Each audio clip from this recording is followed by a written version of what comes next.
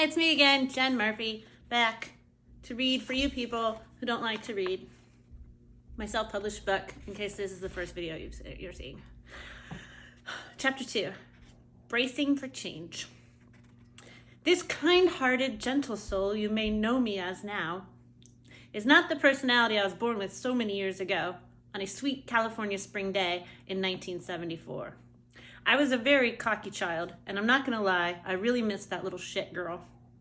How did my self-confidence hit its peak at 9?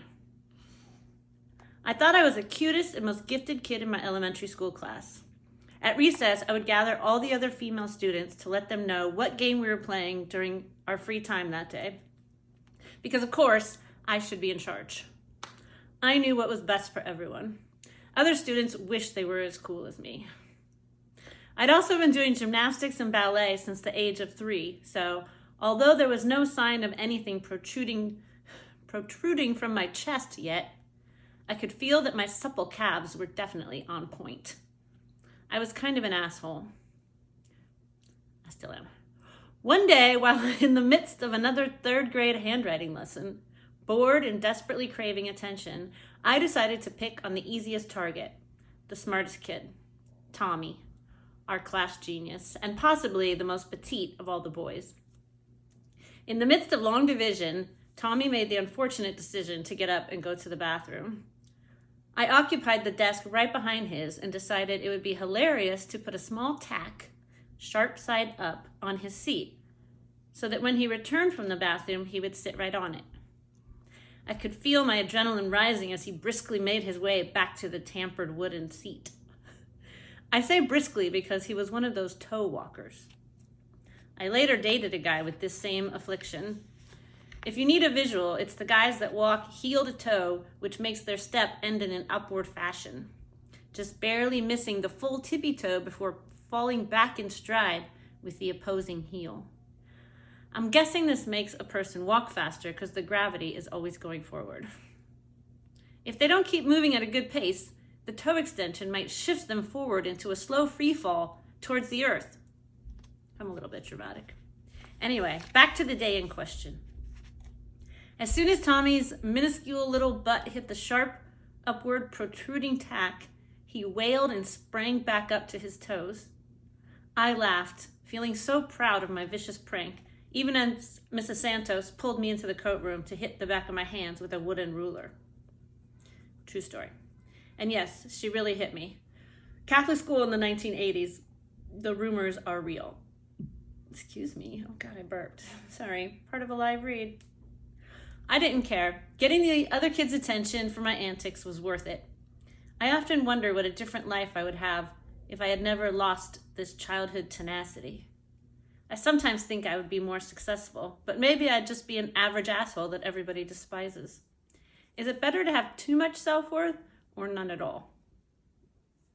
This assholeness continued right up until my 6th grade year, when it was decided that some specially trained nurses should come in for a day to check every student for scoliosis. Or for you simple non-collegiates like me, a curvature of the spine.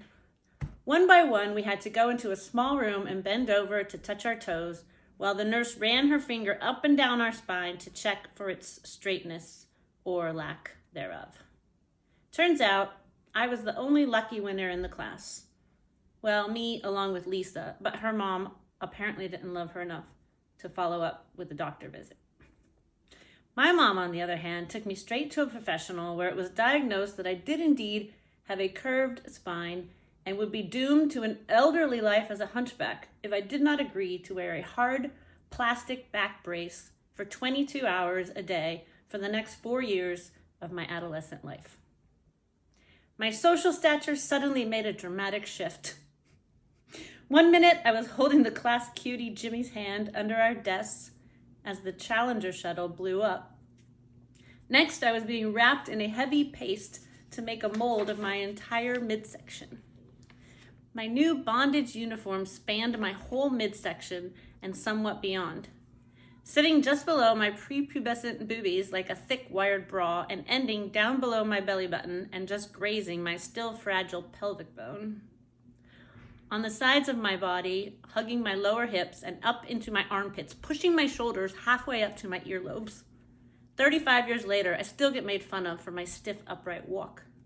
And because life often prides itself on adding insult to injury, my parents decided during that summer break to move, so I started my hard body brace life in a new school, desperately trying to hide the fact that if a fellow student ran into me hard enough, they may possibly break a finger.